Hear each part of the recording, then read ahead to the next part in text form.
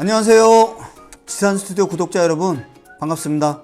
오늘 영상을 이렇게 찍게 된 이유는 요즘에 이제 전매 때문에 고민도 많고 또 전매를 하려고 하다 보니까 모르시는 분들이 전매 절차에 대해서 상당히 궁금해 하시는 것 같더라고요. 고객분 중에서 전매 절차를 대략적으로만 유튜브로 좀 영상을 찍어서 알려주시면 어떻게 하냐고 문의가 왔어요. 그래서 간단하고 쉬운 전매 절차 알고 갑시다.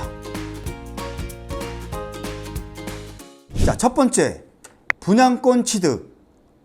우선은 분양권을 취득해야지만 내 권리를 행사할 수 있잖아요. 분양권을 취득할 때 많은 돈이 필요한 건 아닙니다. 준공 전까지 계약금의 10%, 총 분양 대금의 10% 자금만 필요합니다. 그렇게 되면 만약에 3억이란 돈이 분양 대금이면 3천만 원이 필요하고요. 그 3천만 원에 대한 부가세, 대략적으로 한 200만 원 정도, 그 정도가 필요하다고 보시면 됩니다.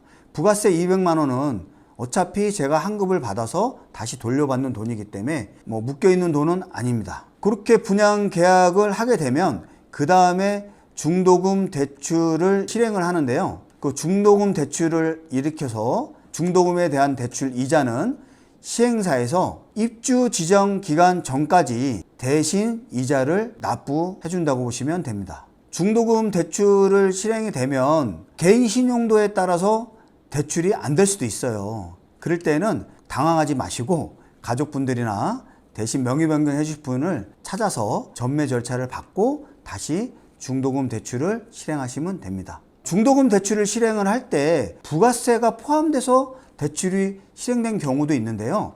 간혹 가다가 시행사에 따라서 현장에 따라서 부가세가 포함이 안 되고 중도금 대출이 실행된 경우가 있어요. 그럴 때는 조금 번거롭지만 부가세를 다시 납부를 하고 그 다음에 조기 환급을 신청을 하든지 아니면 정기신고 때 신고를 해서 나머지 부가세를 환급받는 방식으로 냈다가 다시 돌려받는 이런 방식으로 진행하셔야 됩니다. 중도금은 보통 40%까지 실행이 되긴 하는데요. 많게는 중도금이 50%까지 5차까지 납부하신다고 보시면 되고요. 그렇게 분양권 취득이 마무리가 되면 내 권리가 생긴다고 보시면 될 것 같습니다.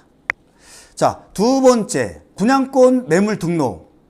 이제 전매하려고 분양권을 매도하려고 마음을 먹었으면 그 매물 등록을 해야 되잖아요. 그러면 그 매물 등록을 어디에다가 해야 되나? 보통 그 현장 담당했던 직원분들이나 아니면 그 가까운 부동산 이런 데 매물 등록을 해주시면 되는데요. 매물 등록하기 전에 내가 얼마의 프리미엄을 받을 건지 얼마의 분양권을 매도할 건지 정해져야 되잖아요. 그러면 그 주변에 부동산이나 그 현장 담당 직원분들한테 시세를 물어본 뒤 적정한 프리미엄에 가까운 부동산이나 그 현장 담당 직원분한테 등록을 하시면 됩니다.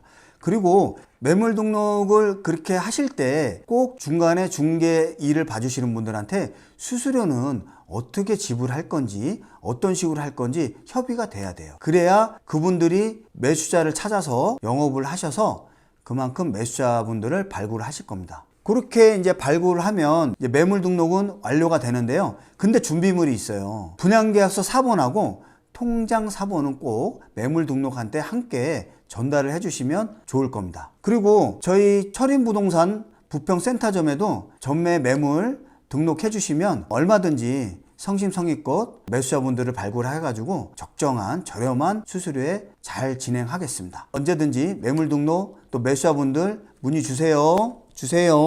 세 번째, 분양권 전매 계약서 작성 또는 검인. 이제 매수자분이 어느 정도 매도자분하고 합의점을 찾아서 매수 결정이 되면 그 가계약금을 500만 원에서 1000만 원 또는 적게는 몇백만 원 정도를 매도자분 통장으로 입금을 하게 될 거예요. 가계약금 입금이 되면 그 다음에 매도자분, 매수자분 좋은 날짜에 정해서 분양권 전매 계약서를 작성을 하셔야 되는데요. 그게 분양권 전매 계약서를 작성하실 때 또 수입 인지세는 누가 낼 건지 보통 요즘 같은 관례적으로는 대부분 매수자분께서 부담을 하십니다. 수입 인지세는 10억 미만은 15만 원 정도, 10억 이상 되는 물건에 대해서는 35만 원 정도의 인지세가 들어갑니다. 서로 분양계약서 작성이 마무리가 되면 매매계약서와 그 다음에 분양계약서를 가지고 그 관할 구청에 가서 검인을 받으시면 됩니다. 네 번째, 매수자분 중도금 대출 가심사, 이건 꼭 받으셔야 돼요. 분양권 전매 계약서가 작성이 완료가 되고 검인을 받게 되면 중도금 대출은행에 전화를 하셔가지고 매수자분의 신용도에 따라서 중도금 대출이 실행이 되는지 안 되는지 가심사를 먼저 받으시고, 매수자분이 중도금 대출은행에서 가심사가 통과됐다고 연락을 받으시면 되겠습니다. 다섯 번째, 시행사 주관의 분양계약서 명의 변경. 매수자분이 중도금 대출이 통과가 되면, 가심사가 통과가 되면 분양권 명의 변경이 남아 있잖아요. 그렇게 되면 시행사가 정한 날짜와 장소, 시간을 맞춰가지고 매도자분 구비서류, 매수자분 구비서류 준비를 하시고 난 뒤 찾아가서 분양계약서 원본에 명의 변경을 하시면 됩니다. 분양계약서 원본에 명의 변경을 하시게 되는데요. 명의 변경이 완료가 되면 그 분양계약서 원본을 신탁사 도장이 필요합니다. 그럼 신탁사에 갔다가 도장을 받고 오는 기간이 대략 일주일, 많게는 10일 정도, 그 정도 소요가 됩니다. 여섯 번째, 매도자 세금 계산서 및 계산서 발급.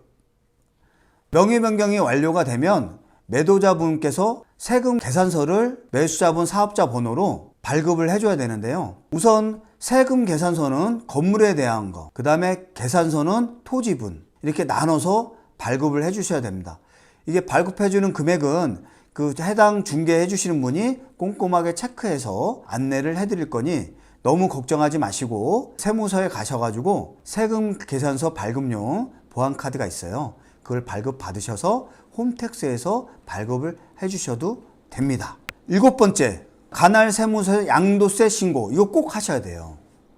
양도세 신고를 하시게 되는데, 양도세 신고를 하면 프리미엄은 없어도 양도세 신고는 꼭 해주셔야 됩니다. 양도세를 신고할 경우에 양도 차익이 있으면 분양권 보유기간 1년 미만은 양도세율이 50%, 2년 미만은 40%, 2년 이상은 기본세율 6%에서 45% 적용됩니다. 또 분양권을 가지고 있다가 취득까지 하면 양도세 보유기간이 더 늘어나느냐? 그건 아닙니다. 분양권을 가지고 있다 취득을 하게 되면 그 보유기간은 다시 제로부터 시작하는데요. 그렇게 되면 취득을 하고 난 뒤 똑같이 1년 미만의 매도 시 양도 차익의 50%, 2년 미만의 40%, 2년 이상은 기본세율 6%에서 45% 이렇게 지급하게 되는데요. 기본세율의 자세한 확인사항은 이 표를 보시면 확인이 가능합니다.